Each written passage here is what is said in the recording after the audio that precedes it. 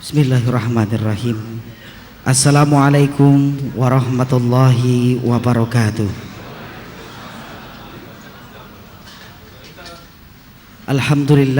Alhamdulillahilladzi an'amana bi ni'matil imani wal islam wa arhamana bi sifatir rahman wa arsala rasulahu bil aman wassalatu wassalamu ala sayyidil umam sayyidina Muhammadin sallallahu alaihi wasallam, amma ba'du. Kaum muslimin jamaah Masjid Agung Sunda Kelapa, bapak-bapak, ibu-ibu, para jamaah yang sama-sama dimuliakan Allah Subhanahu wa taala, yang sama-sama kita hormati bersama pembicara kita pada malam hari ini dalam kajian rutin kita, Al-Mukarram Syekh Ali Saleh Muhammad Ali Jabir, alhamdulillah telah hadir tengah-tengah kita. Hadirin jamaah yang dimuliakan Allah dan juga para pendengar setia radio MSK dimanapun anda berada, semoga selalu dalam lindungan Allah Subhanahu wa taala. Dan alhamdulillah pada kesempatan malam hari ini kita kembali berjumpa dalam rangka mengikuti kegiatan rutin kita, yaitu pengajian rutin ba'da maghrib Masjid Agung Sunda Kelapa, yang pada kesempatan malam hari ini kajian kita dalam bentuk Syekh Ali menjawab. Insyaallah akan dihadiri pula oleh Syekh Ali tersebut. Untuk itu marilah sama-sama kita awali dan kita buka majelis kita dengan sama-sama membaca umul kitab suratul Fatihah, memohon keridhaan dari Allah Subhanahu wa taala, dan juga semoga dengan barokahnya suratul Fatihah menambah pula keberkahan untuk kita semua. Dan juga ada beberapa permohonan doa dan bacaan suratul Fatihah dari jamaah sekalian. Yang pertama dikhususkan untuk kesembuhan daripada saudara Ahmad Pakih Mawardi yang sedang sakit, semoga diberikan kesembuhan oleh Allah Subhanahu wa taala. Dan juga selanjutnya untuk almarhum Bapak Herman Mahar. Almarhum adalah ayah dari teman kita, yaitu Kino Batasa, jamaah Masjid Agung Sunda Kelapa.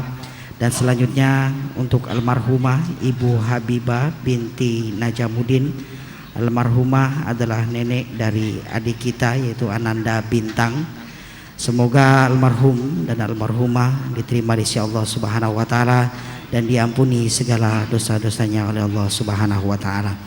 Dan juga untuk kita yang hadir di sini maupun para pendengar setia, semoga selalu diberikan kesehatan oleh Allah Subhanahu wa taala, dan juga semoga apa yang sudah kita hajatkan Allah Subhanahu wa taala mengijabahnya. Ala hadhihi niyyah wa kullu niyatin salihah ila hadratin Nabi Mustafa Rasulullah sallallahu alaihi wasallam. Al-Fatihah.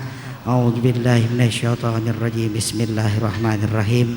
Alhamdulillahirabbil alamin arrahmanir rahim maliki yaumiddin. Iyyaka na'budu wa iyyaka nasta'in. Ihdinas siratal mustaqim. Siratal ladzina an'amta 'alaihim ghairil maghdubi 'alaihim waladdallin. Amin. Amin amin ya rabbal alamin. Dan selanjutnya jamaah yang dimuliakan Allah, selanjutnya kita akan sama-sama kembali mendengarkan dan mungkin melanjutkan kajian kita pada malam hari ini dalam bentuk sesi tanya jawab. Syekh Ali menjawab, insyaallah langsung akan dibuka melalui prolog oleh Syekh Ali kepada Al-Mukarram Syekh Ali Saleh Jabir. Kami persilakan dengan segala hormat. Bismillahirrahmanirrahim. Assalamualaikum warahmatullahi wabarakatuh. Alhamdulillahi rabbil alamin, wa ashhadu an la ilaha illallah wahdahu la syarika lahu waliyyus salihin, wa ashhadu anna sayyidana wa nabiyyana Muhammadan abdullahi wa rasuluhu as-sadiqul amin. Allahumma salli wa sallim wa barik ala sayyidina Muhammad وعلى آله وصحبه ومن تبعهم بإحسان إلى يوم الدين. سبحانك لا علم لنا إلا ما علمتنا إنك أنت العليم الحكيم. Maha suci Allah, saya tidak mempunyai ilmu apa-apa, hanya saja apa yang diberikan oleh Allah Subhanahu wa taala. Alhamdulillah wa syukurillah. Mana kabar semua Bapak Ibu? Alhamdulillah. Ada yang bawa HP-nya? Tolong diangkat HP-nya. Angkat HP-nya. Angkat semua HP-nya. Semua, saya mau lihat semua. Angkat, keluarin dari tasnya.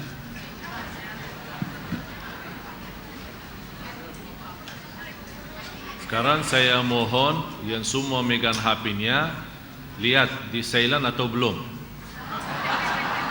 Tolong. Kalau bisa di off sekalian. Ya. Saya heran sekali, setiap imam maju, stau, luruskan saf, mohon jamaah yang belum nonaktifkan HP-nya, mohon sebentar nonaktifkan. Allahu Akbar. Tetap saja ada bunyinya. Jadi terus jalan keluarnya bagaimana? Kira-kira jalan keluarnya apa?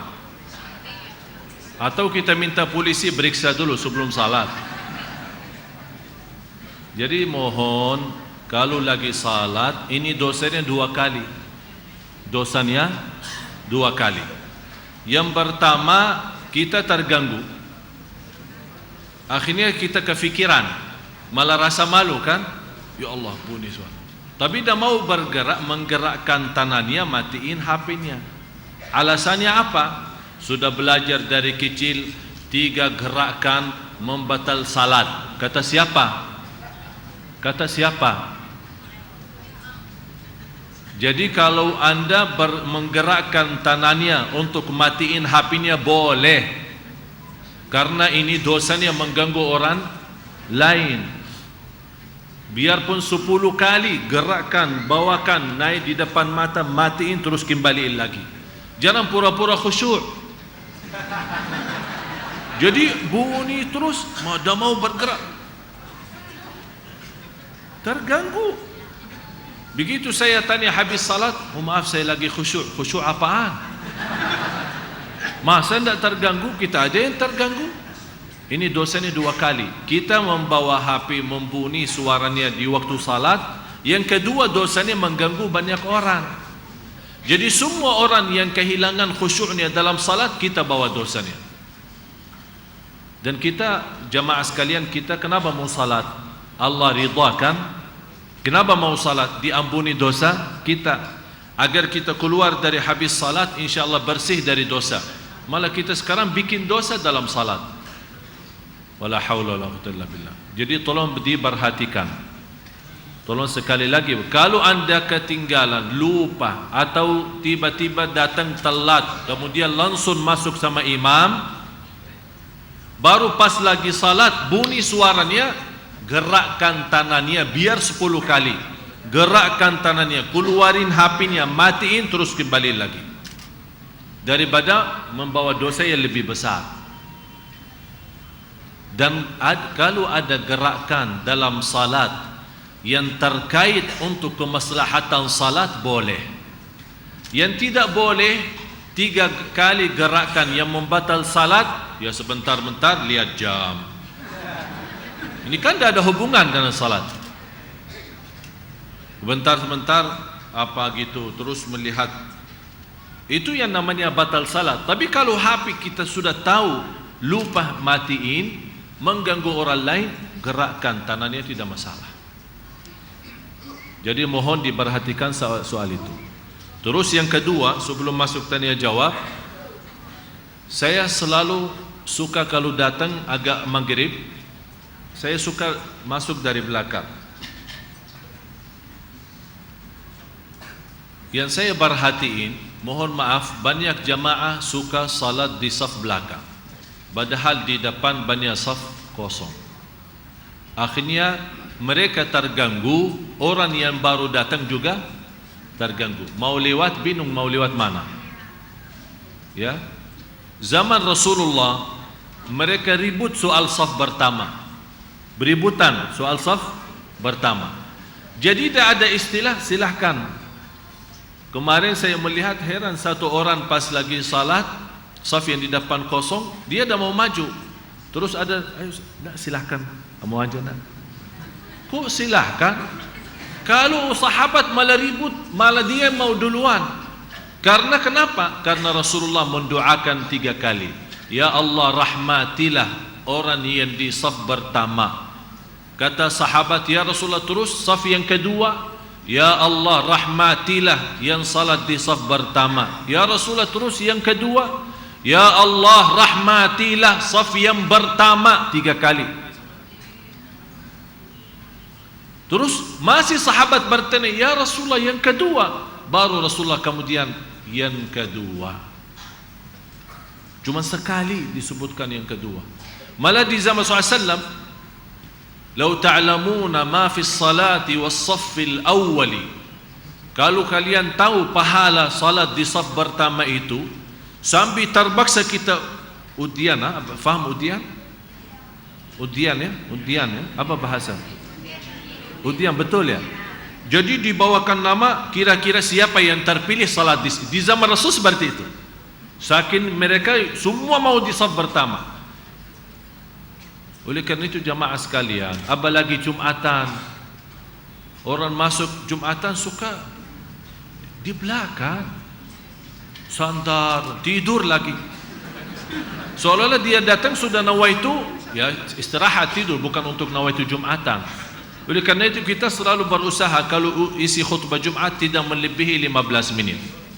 Karena di Indonesia kan beda sama di Madinah. Di Madinah kan Jumat libur. Kalau di Indonesia kan hari kerja. Jadi orang dari pagi sudah bangun beraktivitas, begitu datang jam siang yang biasanya jam istirahat untuk makan, tapi karena kita Jumat, ya udah umat Islam ikut Jumatan. Malah kadang orang bingung mau makan duluan atau Jumatan duluan. Udah makan aja dulu, gampang Jumat. Ini imamnya suka banjan. Ya pas datang imam sudah naik mimbar, malah kadang-kadang di khutbah yang kedua baru dia masuk masjid. Salat 2 rakaat terus duduk, udah selesai pulang. Padahal pahala datang sebelum imam naik mimbar itu cukup ditulis nama kita oleh malaikat. Ditulis nama kita oleh malaikat. Oleh kerana itu jamaah sekalian, saya mohon kalau anda datang ke masjid, silahkan isi saf yang pertama, supaya anda tidak terganggu dalam salatnya kalau lagi salat sunnah, dan juga tidak menghalangi orang yang baru datang. Saya juga tidak enak, saya tadi lewat malah bingung mau bagaimana ini, mau lewatin orang salah, mau diam juga salah, mau ini. Akhirnya banyak menjadi persoalan-persoalan yang kita susah atasi. Tapi kalau kita sama-sama bekerja sama, dan yang kedua kita menjalankan sunnah Rasul, ini manfaatnya. Selama kita masih menjalankan ajaran Rasul, berarti insyaAllah tidak ada masalah sama sekali. Di antara ajaran Rasulullah SAW, ya isi saf pertama. Pertama mendapatkan pahala yang begitu luar biasa. Yang kedua sudah mendapatkan doa Nabi Muhammad sallallahu alaihi wasallam. Tolong diperhatiin soal itu. Hapinnya sama soal isi saf ke depan, agar kita sama-sama bisa nikmati ibadah kita selama ada di masjid. Terima kasih. Ya, silahkan. Baik jamaah yang dimuliakan Allah, kita akan melanjutkan kembali dalam kajian kita, yaitu tentang sesi tanya jawab. Perlu kami informasikan beberapa pertanyaan sudah kami rangkum semua, karena banyak sekali khususnya di Facebook Syekh Ali itu banyak sekali pertanyaan hingga kami repot untuk mensortirnya. Untuk itu mungkin bagi jamaah yang pertanyaannya mungkin belum kami bacakan, mungkin bisa dipending atau mungkin bisa di lain waktu begitu. Ini sudah banyak pertanyaan, banyak mengenai problem keluarga dan juga hukum-hukum dasar dalam agama Islam. Untuk itu mungkin pertanyaan satu ini bisa kita jadikan sebagai landasan untuk kita bersama. Kita akan mengawali dan saya akan bacakan tentang keluarga. Ini adalah kisah seorang ibu yang menantikan kasih sayang dari anaknya. Jujur saya ketika membaca ini sangat terharu sekali. Menantikan atau seorang ibu menantikan kasih sayang dari seorang anak. Ceritanya banyak, tapi saya singkat menjadi kalimat Yang pertama atau saya sebutkan, ada seorang ibu memiliki anak laki-laki dan sudah menikah. Si anak bersama istrinya sudah 12 tahun dan belum dikaruniai seorang anak. Hingga si anak tersebut bersama istrinya sering cekcok, hampir cerai tapi rujuk kembali. Dan setelah rujuk kembali, si anak ini bersama istrinya tidak pernah kembali atau ke rumah ibunya, sampai ibunya tersebut menelpon ke anaknya yang laki-laki, tidak diangkat dan dimatikan. Seorang ibu akhirnya meminta solusi dari Syekh Ali, bagaimana solusinya supaya seorang anak yang sudah menikah agar selalu sayang kepada ibunya. Demikian mungkin rentetan dari kisah seorang ibu yang saya intisarikan. Silakan Syekh Ali. Itulah zaman ini, zaman yang sudah anak kita sudah tidak peduli orang tua, dan banyak anak zaman ini merasa dia bisa sukses tanpa orang tua, dia bisa selamat tanpa orang tua, bisa bahagia tanpa orang tua. Dia belum tahu tidak diridai Allah dan tidak diterima amal ibadahnya biar haji setiap tahun kalau ibunya belum ridha. Apalagi dalam kondisi seperti ini, yang semestinya dia mengharapkan keturunan dari istrinya. Bagaimana supaya bisa mendapatkan keturunan? Sebaik-baik ibadah dalam kondisi pertanian ini, berbakti baik sama ibunya, Allah kasih keturunan. Itu kan berbakti, kan amal, ibadah. Boleh kita nawaitu dalam ibadah sesuatu untuk mendapatkan hajat kita, seperti kita salat malam, seperti amalan-amalan yang lain. Dan berbakti baik seperti ini memberikan perhatian, biarpun ibu kita jahat, ibu kita tidak pernah perhatiin kita, ibu kita bagaimanapun, tetap kewajiban anak berbakti. Kalau Allah sudah menjelaskan dalam surat Luqman, kalau orang tua kita musyrik kafir, Allah berfirman, wa in jahadaka ala an tusyrika bi ma laysa laka bihi ilm. Kalau mereka menyuruh kamu berbuat syirik kepada Allah, kufur kepada Allah, jangan turuti mereka, tapi tetap wasahibhuma, sahabati, bersahabatlah sama mereka, berbakti baiklah sama mereka. Saya masih ingat satu cerita, seorang yang keterlaluan sama ibunya. Dan kita sudah melihat sekarang zaman ini, bukan orang sudah durhaka, malah kata durhaka itu sudah termasuk perkataan yang lama. Tapi sekarang kita melihat orang berani caci maki ibunya di hadapan orang. Orang malah sekarang ini berani memukul ibu di hadapan orang, malah sambil membunuh ibu. Demi apa? Demi dunia saja. Dia membawa dan berlaku sebuah keburukan yang akan nempel keburukan itu selama-lamanya, dunia akhirat. Dan saya pernah menjelaskan, salah satu ancaman Allah bagi orang yang durhaka, dihukum di dunia sebelum di akhirat. Di antaranya terjamin su'ul khatimah, bukan husnul khatimah. Ada seorang saya kenal dekat, sudah meninggal. Orang itu tidak sopan sama ibunya, sampai kalau ibunya minta tolong diantar atau dijemput atau apa, bermacam-macam alasan. Kalau ibunya masih minta tolong dengan kata-kata baik dan lembut, malah dia berteriak, udahlah cari orang lain, saya tidak mau. Akhirnya ibu kan nangis karena mania ibu. Barnas ketika satu malam ibu menelpon untuk dijemput, tolong sampai didoakan. Akhirnya terpaksa anak itu, ya udah, tapi kalau saya sampai jangan lama-lama.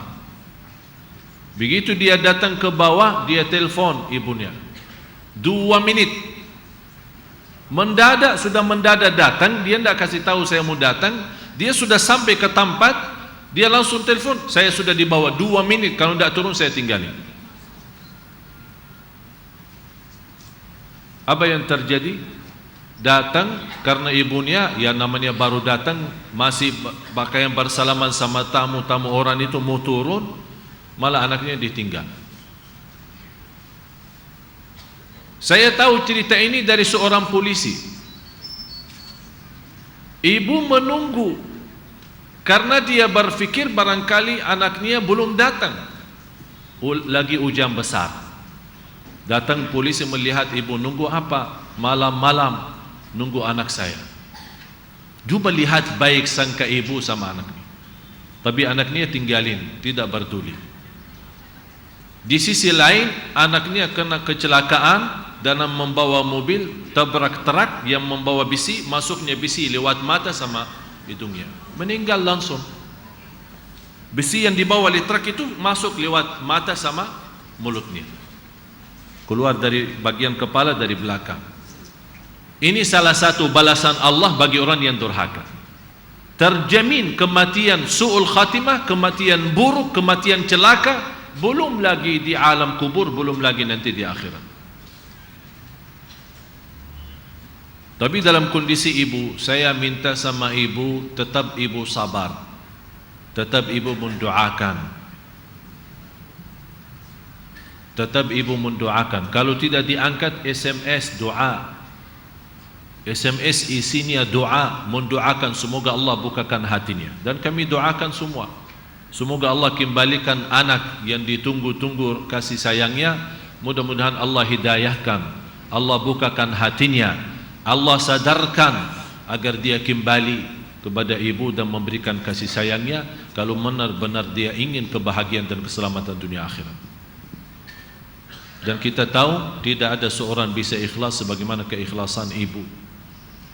Dan mudah-mudahan Allah sabar, Allah kasih pahala sabarannya, Allah balas ikhlasnya, dan Allah kuatkan lahir dan batinnya. Kalau memang ibu merasa anaknya tidak kasih sayang lagi, jangan sedih, karena Allah yang sayang sama ibu. Wallahu ta'ala.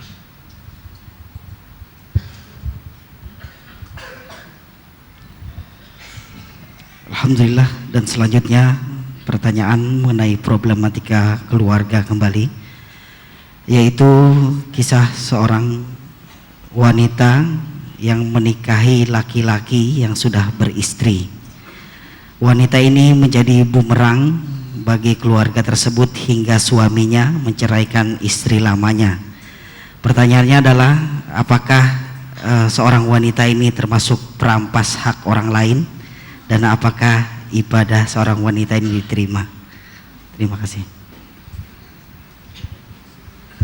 Ini soal nikah lagi. Sebenarnya bersoalan nikah itu, di luar jodoh ada taufik Allah subhanahu wa ta'ala. Tidak semua bisa mempunyai istilahnya hidup bahagia, tapi di samping itu memiliki istri lebih daripada satu. Itu menurut saya orang yang bisa membina keluarganya semua, itu sesungguhnya itu taufik dari Allah subhanahu wa ta'ala.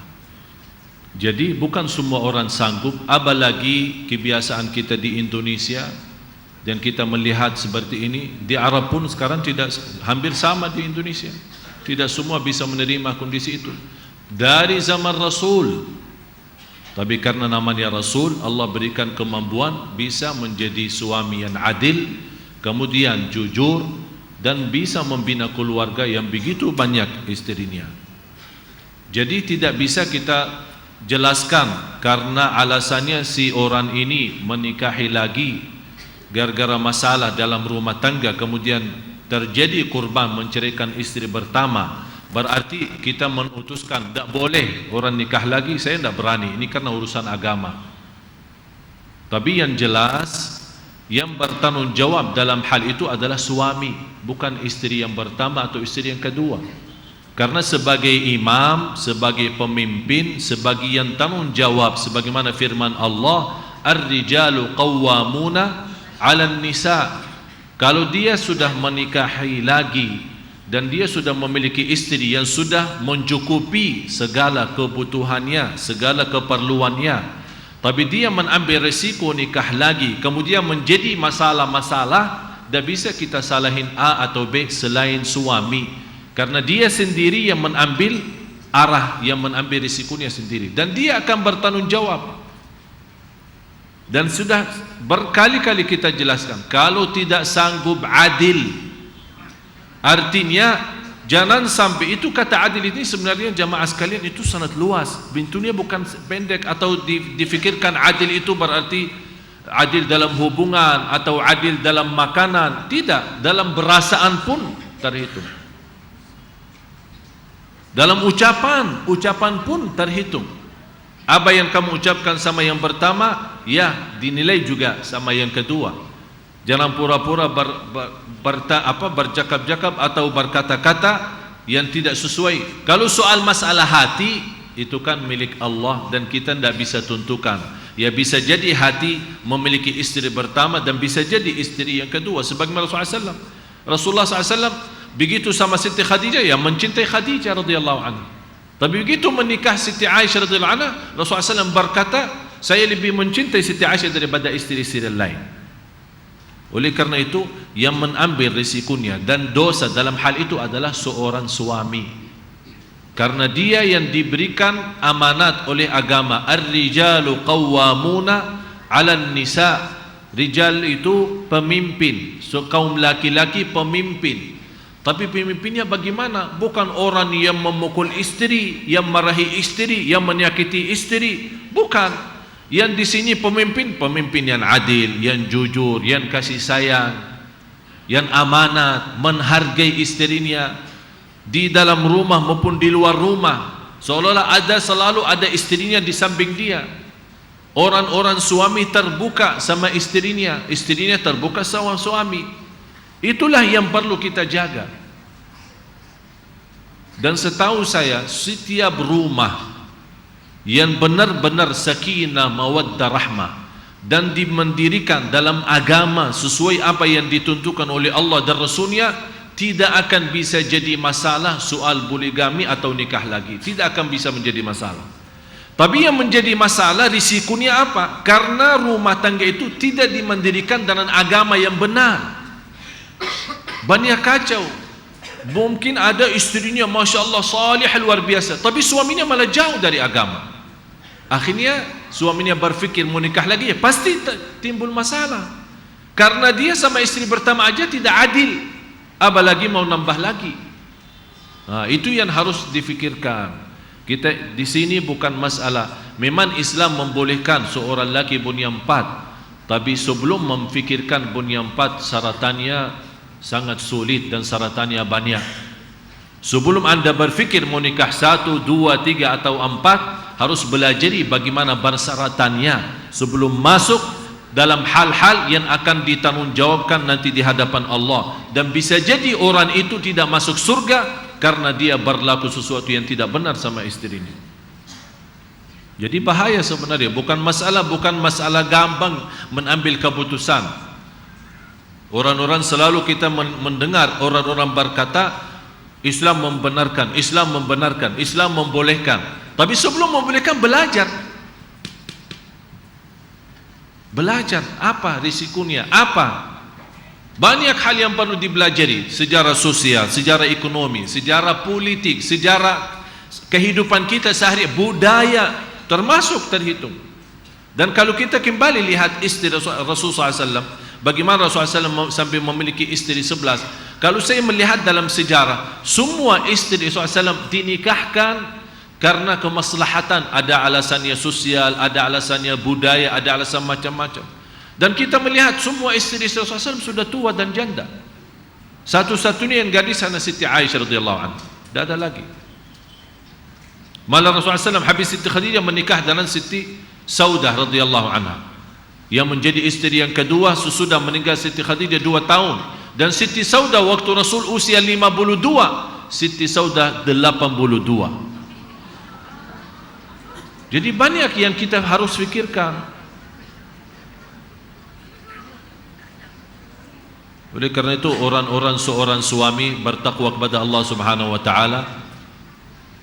Dan mohon maaf jamaah sekalian, banyak yang kami terima persoalan dalam rumah tangga itu, dan saya melihat karena banyak masalah dalam rumah tangga karena jauh dari agama yang benar.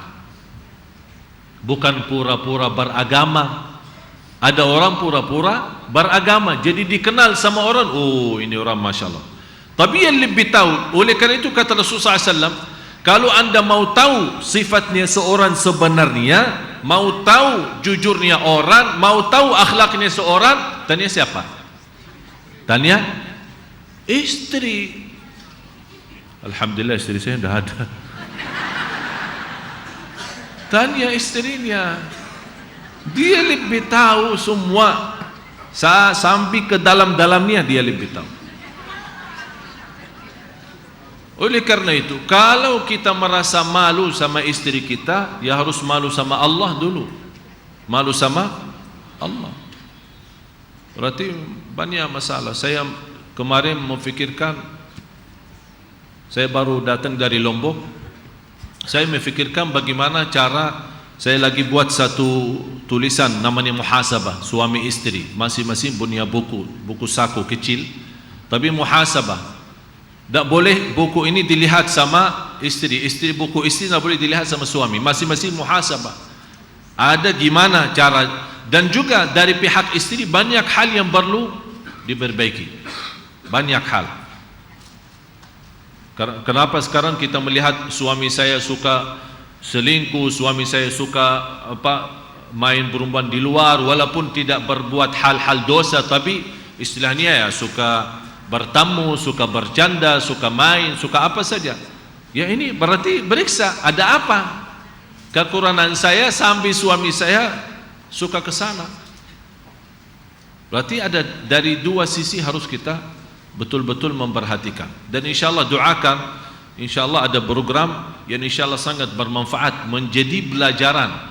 Dan saya harap sebagaimana di Brunei diharuskan sebelum tertulis akad nikah, diharuskan ikut seminar belajar bagaimana seorang suami menjadi pemimpin, bagaimana seorang istri menjadi istri yang salihah.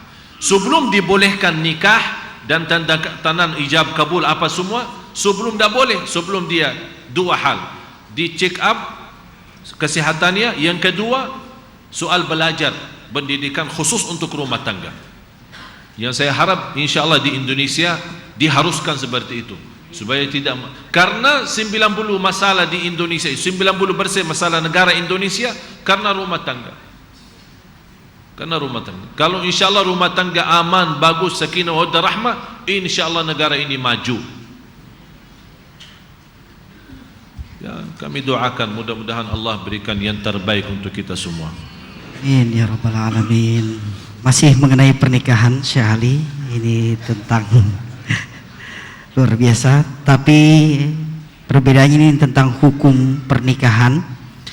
Seseorang yang menikah dengan wanita dan wanita itu sedang dalam keadaan hamil di luar nikah, bagaimana hukum menikahi wanita tersebut?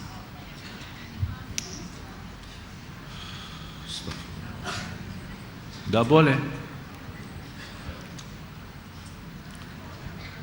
Orang nikah sama wanita hamil, tak boleh. Mau hamil di luar nikah, mau hamil dalam nikahnya tapi suaminya meninggal, tetap tak boleh sampai dia melahirkan. Sudah jelas nanti, dan harus terbuka. Seorang wanita ini menceritakan sebenarnya apa.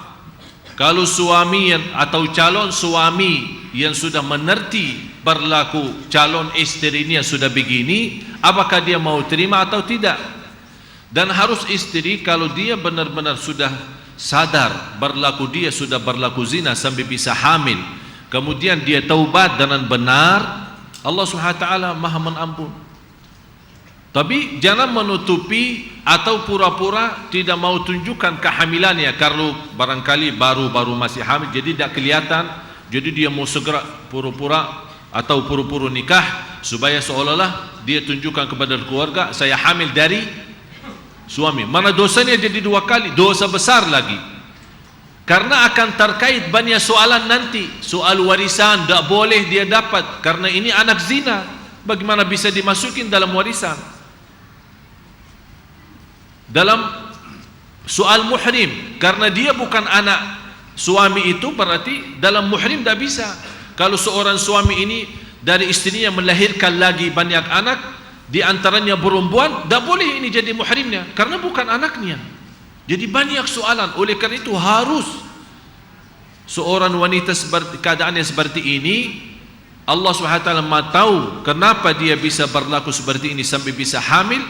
Tapi kalau memang dia sudah sadar ini berlaku dosa besar, ini bukan dosa kecil, ini dosa besar, dan dia tapi masih bertahankan anak yang digandung daripada buan atau dibunuh lagi. Malah sekarang ada orang sekarang kadang-kadang mempunyai masalah, mengatasi masalah, buat masalah lebih besar. Dia malah membuang anaknya atau gugurkan anaknya. Ini jadi pembunuhan, zina, pembunuhan. Bagaimana ini hidup? Kira-kira sisa umurnya, sisa hidupnya apa?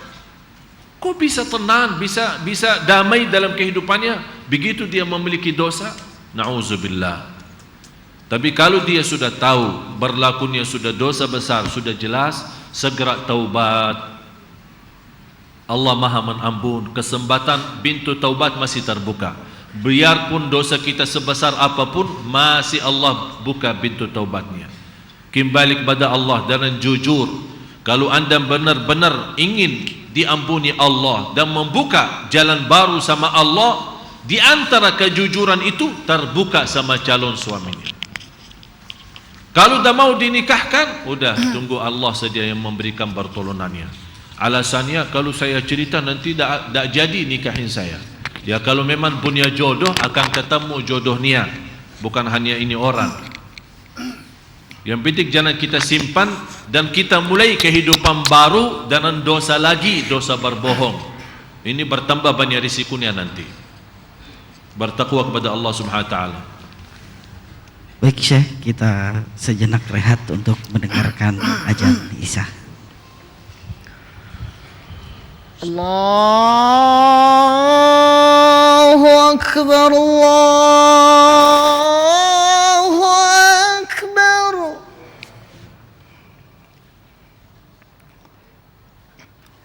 Allahu Akbar, Allahu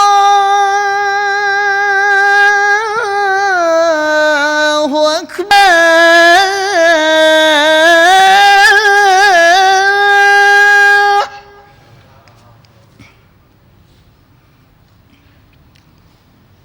حي على الفلاح.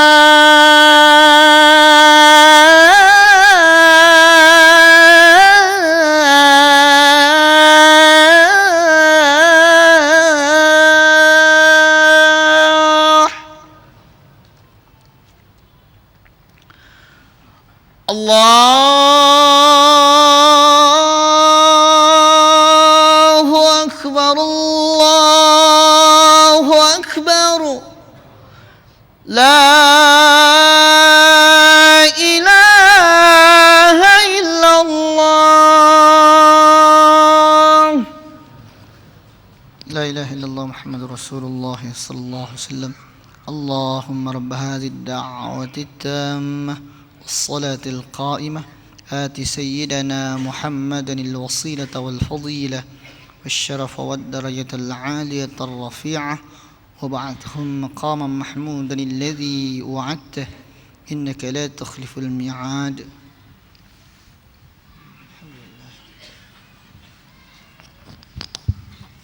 Jadi pernikahan tidak sah. Pernikahan seorang menikahi seorang wanita yang sedang hamil tidak sah. Kalau seandainya terlanjur dia menikahi seorang wanita sedang hamil, apa itu hamilnya di luar nikah atau memang hamilannya dari suami yang benar tapi suaminya meninggal, tidak menunggu melahirkan, nikahnya itu tidak sah. Oleh karena itu ditunggu sampai dia melahirkan dan diulangi lagi ijab kabul. Diulangi lagi ijab kabul. Allah Ta'ala.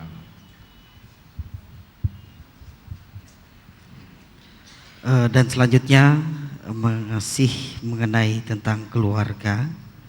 Ini ada seorang istri yang bercerita, dia sering memarahi suaminya, sering spontan dengan mencaci maki seorang suaminya.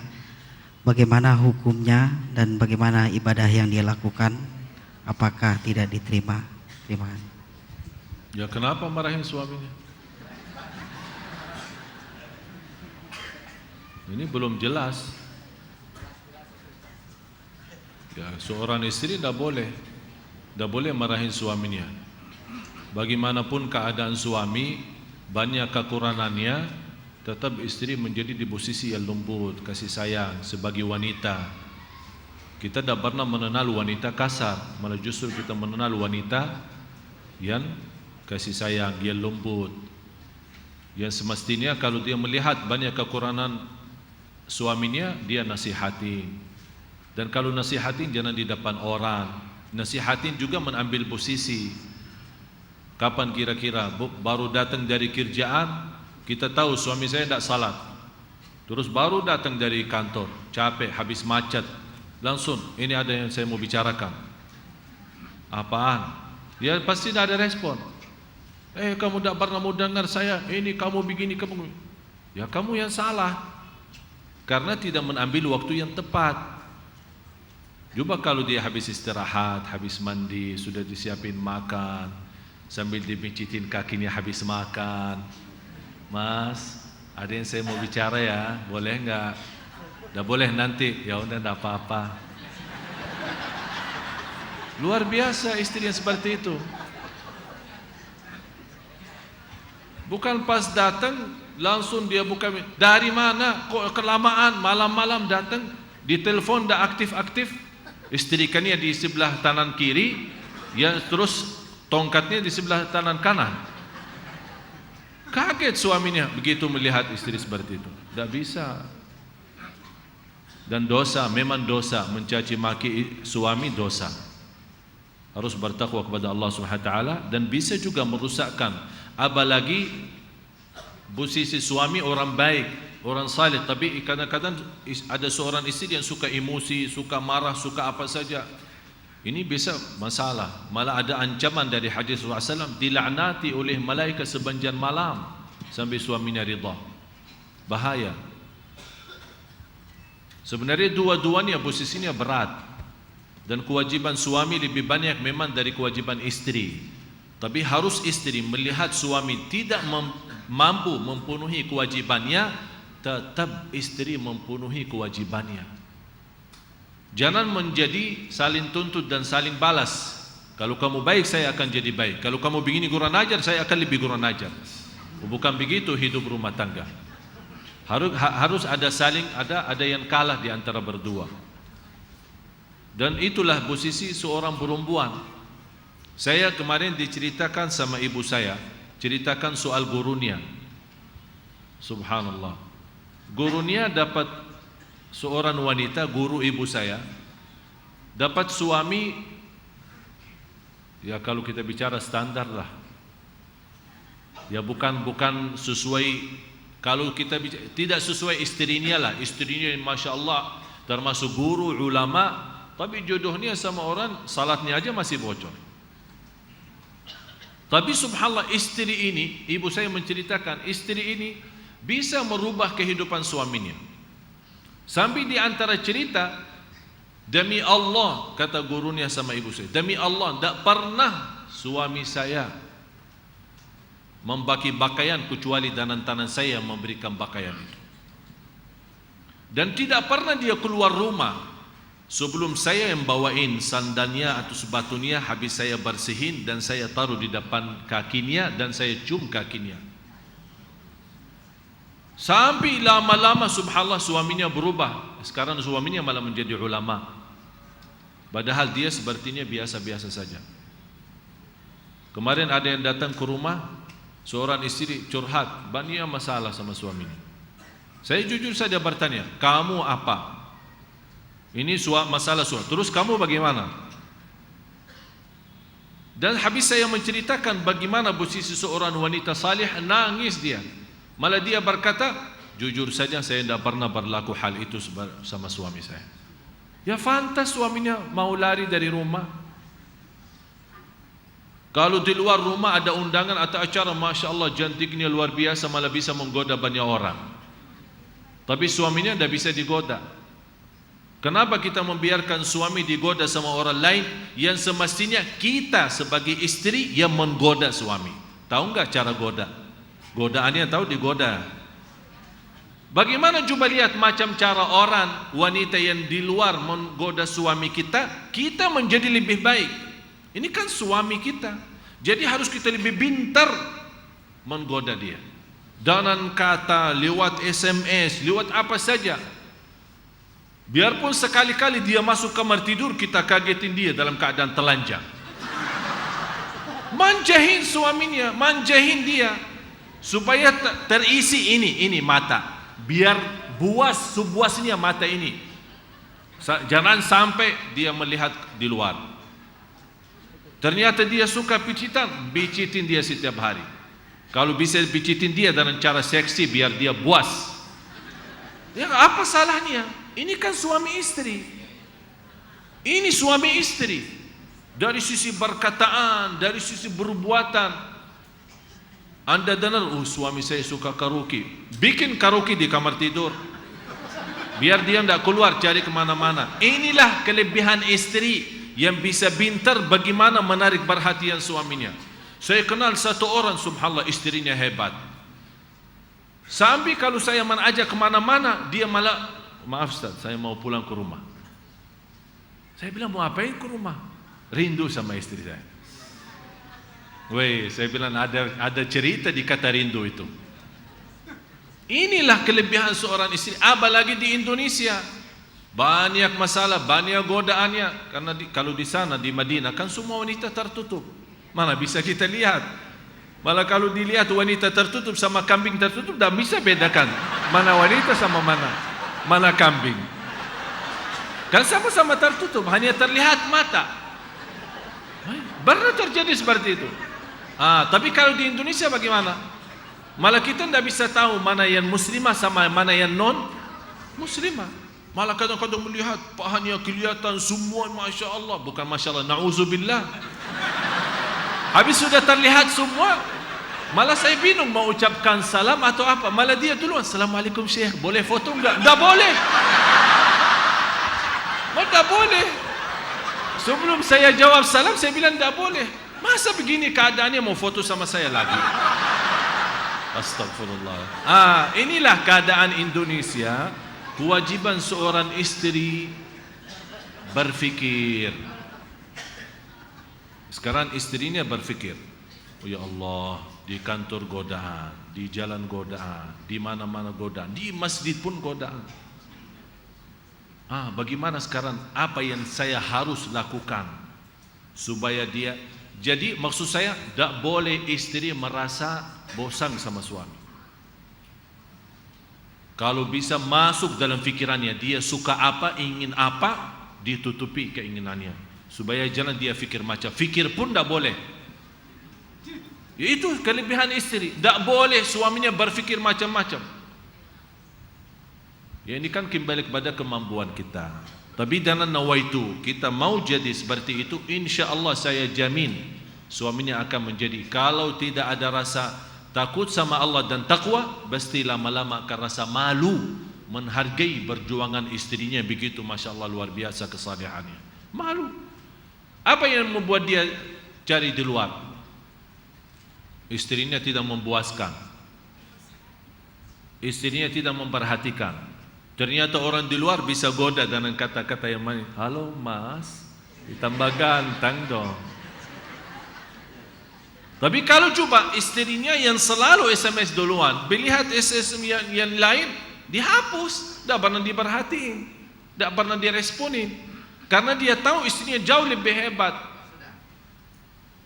Oleh karena itu jamaah sekalian, saya, ya Allah, betul-betul saya mendoakan semua yang berkeluarga, yang berumah tangga. Semoga insya Allah terus sakinah mawaddah rahmah. Tapi mohon maaf, sakinah mawaddah rahmah itu tidak bisa datang dengan doa. Harus ada usaha dari dua-duanya, bukan hanya dari istri. Jadi saya mohon maaf tidak memberatkan ibu-ibu saja. Semua sama-sama berusaha. Dan wal kalimatu thayyibatu sadaqah, bersabda Rasul, perkataan baik itu sedekah. Sekeras apapun suami kita, dengan kata yang lembut istrinya akan Allah pecahkan kekerasan itu. Dan sebaliknya, sebagaimana kekerasan istri dengan perkataan yang lembut daripada suami akan Allah pecahkan kekerasan itu. Itulah yang baru kita hidup enak, nikmat. Dan harus ingat satu hal, kita di dunia ini hidup sementara. Nikmatilah berumah tangga. Nikmatilah di rumah tangga. Karena ini hidup sebentar.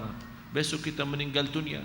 Nanti kalau kita meninggalkan nama yang baik akan didoakan. Kalau meninggalkan nama yang buruk akan didoakan sebagai celaka lagi di akhirat. Wala haula wala quwwata illa billah. Alhamdulillah jamaah. Ya, jadi beruntung ini bapak-bapak yang ibu-ibunya hadir. Insya Allah pulang akan ada sensasi baru dari ibu-ibu.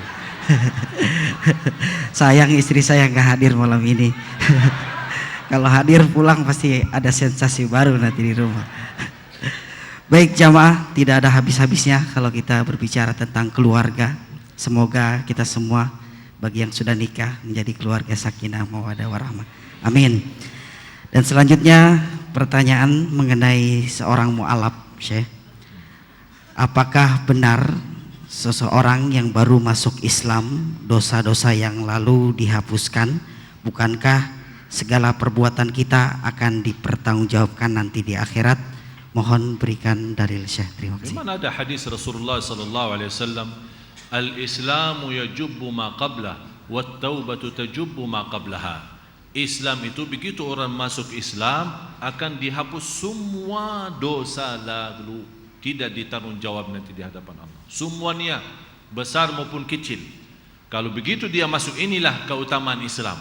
Begitu orang masuk Islam sudah menjadi seperti anak yang baru dilahirkan, tidak berdosa. Kemudian kalau dia bertaubat, termasuk juga dengan taubat, kecuali taubat dengan hak-hak yang terkait dengan manusia. Misal, dia taubat dari minum khamar, dia taubat dari zina, dia taubat dari riba, dia taubat dari maling, mencuri, macam-macam. Tapi ternyata di antara dosa-dosanya dia pernah pinjam uang sama orang. Kalau urusan hak Allah, Allah maafkan.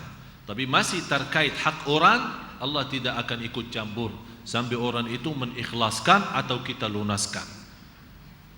Tapi ternyata tidak ada hak-hak menzalimi orang lain kecuali hanya sebatas caci maki. Begitu saya mau taubat, tapi saya ingat, ya Allah, saya pernah caci maki ustaz ini, terus bagaimana? Tidak perlu datang ke ustaz, ustaz mohon dimaafkan, ikhlasin dunia akhirat, saya pernah semalam caci maki lo ya. Tidak perlu datang ke ustaz minta seperti itu. Udah, kalau memang kita tahu diri pernah mencaci maki orang, tidak perlu datang ke orang itu, saya kemarin sudah caci maki. Malah bertambah marah, kenapa caci maki saya? Bertambah masalah. Hukum Islam bagaimana? Saya merasa taubat, sudah sadar, tapi saya masih agak sedikit tidak enak di hati saya karena saya kemarin mencaci maki ibu ini. Apakah saya perlu minta maaf sama dia? Tidak perlu. Bagaimana balasannya supaya Allah ampuni dosa? Karena ada kaitan dengan hak orang, didoakan. Berapa hari caci maki dia? 3 hari, doakan 3 hari. Allah ampuni dosa itu. Tapi kalau ada hal haknya manusiawi, misal kita pinjam uang, kita ambil hartanya, kita ambil sesuatu, itu harus dikembalikan. Kalau merasa malu, kalau dikembalikan langsung ditahu nanti, oh ternyata ibu yang curi HP saya ya. Kalau khawatir ada masalah lebih besar lagi, boleh dibungkus, dikirim ke alamat rumahnya tanpa anda tunjukkan mukanya. Itu berarti sudah anda antarkan haknya. Tapi ternyata orang itu yang kita minta dikembalikan haknya tidak ada, sudah tidak tahu apakah dia meninggal atau dia pindah ke kota lain. Bagaimana saya bisa kembalikan HP-nya yang pernah saya curi? Ya udah, sedekahkan saja, berapa kira-kira nilainya, nawaitu, sedekah itu atas nama orang itu. Karena kita tidak tahu di mana dan bagaimana bisa ketemu. Dan terkait tadi soal rumah tangga, kemarin yang ibu itu habis saya berikan solusi Islam, alhamdulillah kemarin beliau telefon saya, Masya Allah ternyata nikmat berumah tangga Ustaz. Banyak hal yang dia rubah sama suaminya, Masya Allah ada sekarang banyak perhatian juga dari suaminya. Ternyata subhanallah memang Islam itu yang terindah. Oleh karena itu yang mau curhat silahkan sama saya, nanti saya insya Allah bantu. Ya.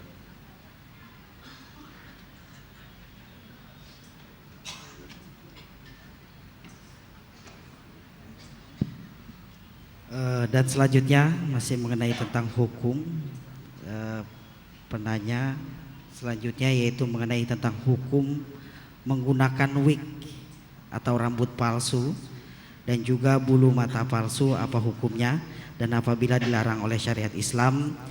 Di kampung Purbalingga ada pabrik wig dan juga bulu mata palsu. Banyak masyarakat yang bekerja di pabrik tersebut. Bagaimana hukumnya? Syekh, mohon penjelasan. Maksudnya rambut palsu, rambut kepala maksudnya? Laki-laki perempuan atau? Oh perempuan. Ada laki-laki juga. Ada yang botak kan? Ya. Tidak boleh. Rambut palsu tidak boleh kecuali wanita itu dalam kondisi sakit. Misal sakit, akibat sakitnya apa? Ya mungkin karena macam nauzubillah kanker, mudah-mudahan Allah sembuhkan semua yang sakit kanker atau sakit apa saja. Mudah-mudahan disembuhkan oleh Allah Subhanahu wa taala lahir batin. Jadi yang punya penyakit yang mengakibatkan rontok rambutnya sampai habis, boleh dia pakai. Tapi kalau untuk berhiasan sana tidak boleh. Tidak boleh. Apalagi yang mensambungkan, ada sekarang model sambungan ya. Jadi dia bagian rambut belakang biar kelihatan panjang. Itu malah ada ancaman hadis Rasulullah SAW, dilaknati. La'anallahu al-wasilah wal-musilah wal-mustawsilah. Dilaknati Allah Subhanahu. Dilaknati cuma ancaman. Kalau kata laknati, dilaknati Allah, berarti keluar dari rahmat Allah Subhanahu wa taala. Bahaya. Apalagi yang alisnya yang apa dicukur atau dirapiin atau apa, itu dosa besar, bukan dosa kecil. Dosa besar. La'anallahu namisah. Dilaknati Allah Subhanahu wa taala, kata Rasulullah SAW, yang mencukur alisnya atau dirapikan atau biar katanya nampaknya cantik. Yang dibolehkan orang-orang yang alisnya ya kelihatannya banyak kayak, kalau dilihat muka perempuan malah kayak laki-laki karena alisnya terlalu besar, tebal ya, itu baru dibolehkan oleh agama sebatas untuk menghilangkan kejelekan itu, tapi bukan untuk menarik perhatian supaya terlihat lebih cantik, nampilannya lebih bagus. Kalau untuk menarik perhatian orang itu dosanya sendiri. Tapi terus bagaimana wanita? Wanita boleh berjantikan untuk seorang suami, bukan untuk orang. Wallahu ta'ala.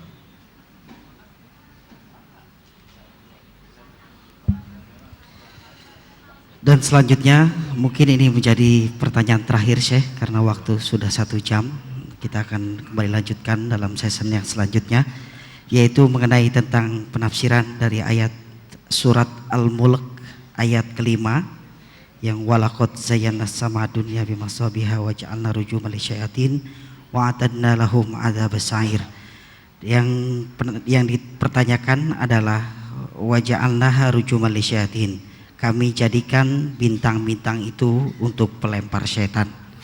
Tolong ditafsirkan Syekh tentang ayat tersebut, apakah benar bintang-bintang menjadi alat untuk melempar setan? Terima kasih. Sebelum turunnya wahyu kepada Rasulullah sallallahu alaihi wasallam, bangsa syaitan dan jin mampu mencuri takdir. Artinya apa? Syaitan itu saling bantu untuk menaik sampai ke langit, dan mereka bisa mendengar bisikan malaikat menyebut soal seorang mau mati hari ini atau seorang akan jadi begini atau begitu. Itu kerjasama dengan tukang-tukang sihir, dukun apa segala yang lain-lain, karena mereka dibantu oleh jin untuk mengambil, istilahnya kalau bahasa kita, biodata seorang. Jadi kalau kita datang ke orang, misal dukun ya, ternyata dia tahu nama kita, dia tahu ibu kita, dia tahu keluarga kita. Jangan-jangan, oh ini hebat. Bukan hebat, syaitan bantu. Syaitan, karena setiap manusia kan punya syaitan. Kalau kita selalu berdoa kepada Allah, akan Allah jauhkan dari godaan syaitan itu.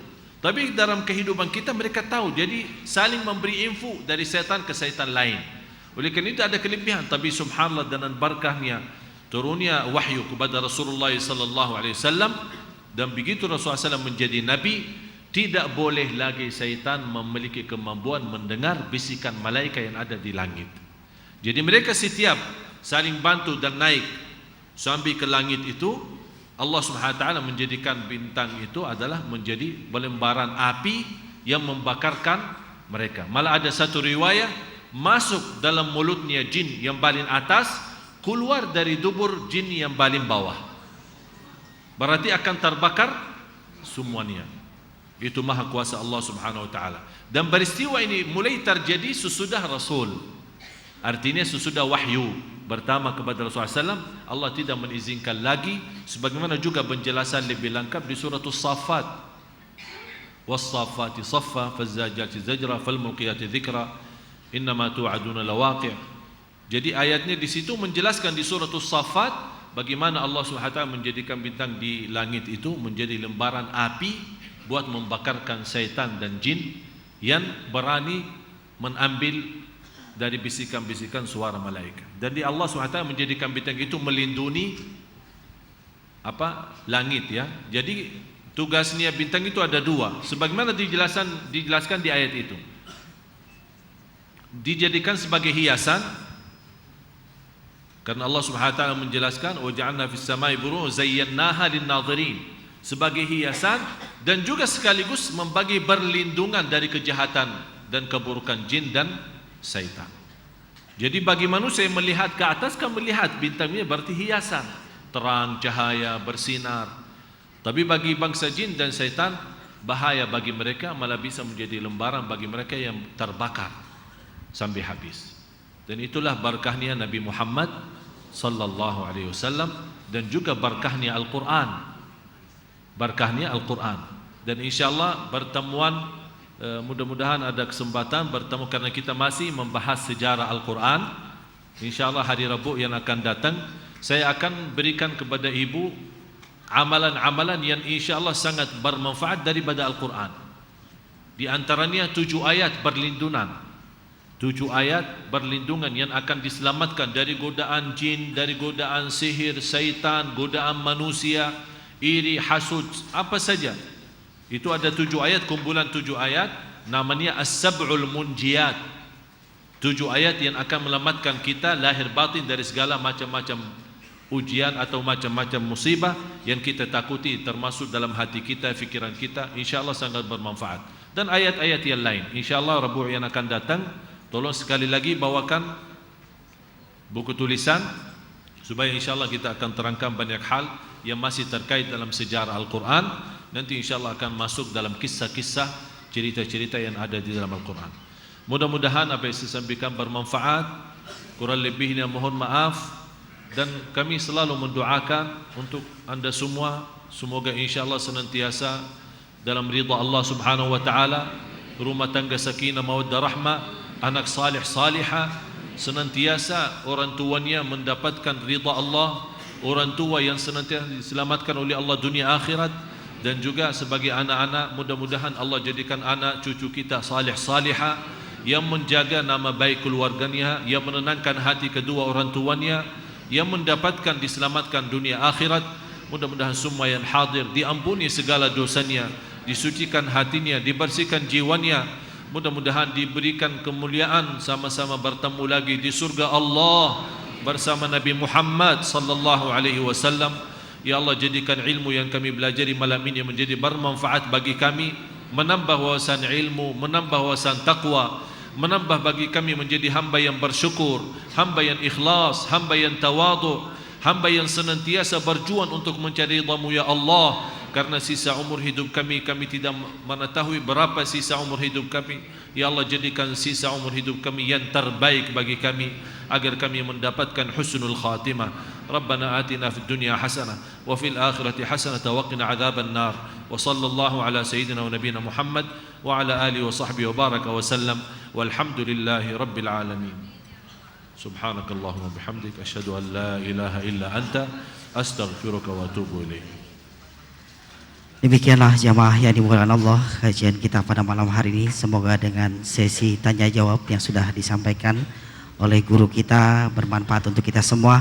Dan sekali lagi kami mohon maaf kepada jamaah yang mungkin pertanyaannya belum kami bacakan, mungkin depending di lain waktu insyaallah. Dan selanjutnya sebagai penutup, marilah sama-sama kita akhiri dan kita tutup majelis kita dengan sama-sama membaca alhamdulillah. Alhamdulillahirabbil alamin. Khairul kalam. Assalamualaikum warahmatullahi wabarakatuh.